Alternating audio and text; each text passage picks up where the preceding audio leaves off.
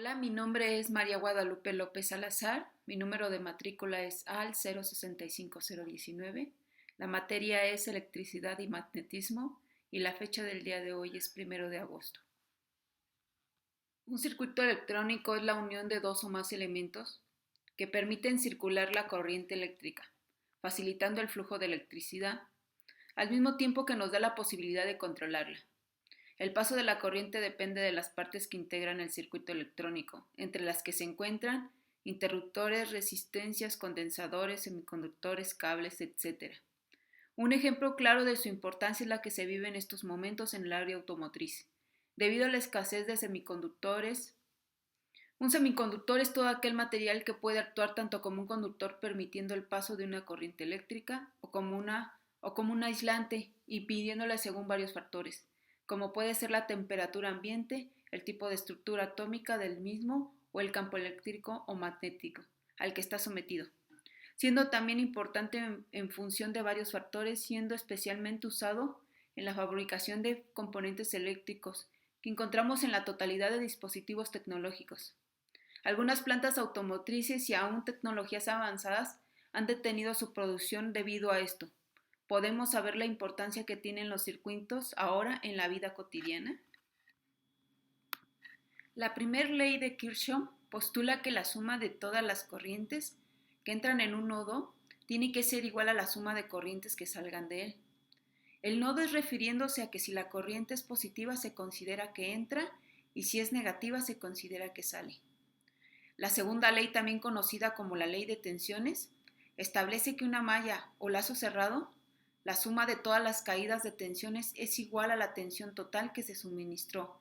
Es decir, que un circuito en donde el voltaje sea variado entre cada elemento de un lazo cerrado, al final la suma de esos voltajes será la misma que el voltaje de la fuente. Estas leyes se utilizan todos los días en la resolución de circuitos electrónicos simples, que ayudan a determinar los valores de tensión corriente que existen en los circuitos. Su impacto abarca desde los transistores a los ordenadores o computadoras, pasando por sistemas servomotrices y gran parte de la evolución de las pilas alcalinas.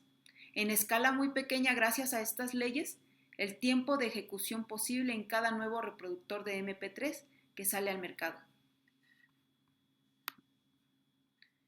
Fuente ideal de tensión es un elemento de circuitos eléctricos. Tiene dos terminales, por eso es dipolar. Esta fuente lo que hace es crear una tensión o diferencia de potencia entre esas dos terminales, y eso es independiente de los demás elementos que hay en el circuito.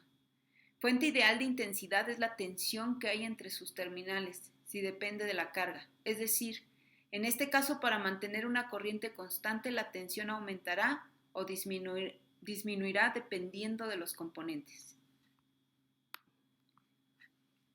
Método de análisis por nudos. Cuando se hace este análisis se debe tomar un nudo como punto de referencia dentro del circuito. De esta forma se puede realizar todas las ecuaciones en términos de ese nudo. Método de análisis por mallas. Esta se basa en describir todo en términos de ecuaciones circulares o de mallas, en cuanto a la intensidad de cada uno. Método de análisis por conjunto de cortes básicos. Árbol de circuito, dentro de este se escribe la ecuación de los nodos de cada conjunto de corte, definido por el ramal del árbol, todo esto en función de las tensiones, también conocida como tensiones de corte. Método de análisis por lazos básicos. Este es muy similar al de cortes, solo que en este caso se utiliza un árbol y las ecuaciones circulares de cada lazo en función de las corrientes de un eslabón, siendo estas las ramas que no pertenecen al árbol. Los capacitores se definen por sus características de almacenar cargas eléctricas, a la cual se llama capacitancia. La forma en que el capacitor retiene la carga es utilizando el campo eléctrico que se forma entre las placas conductoras.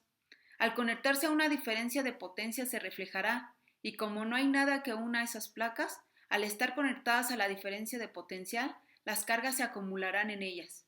Esto dependiendo de qué forma sean las placas. Será como se conocen dos tipos de capacitores, el capacitor seco de placas planas y el capacitor electrolítico.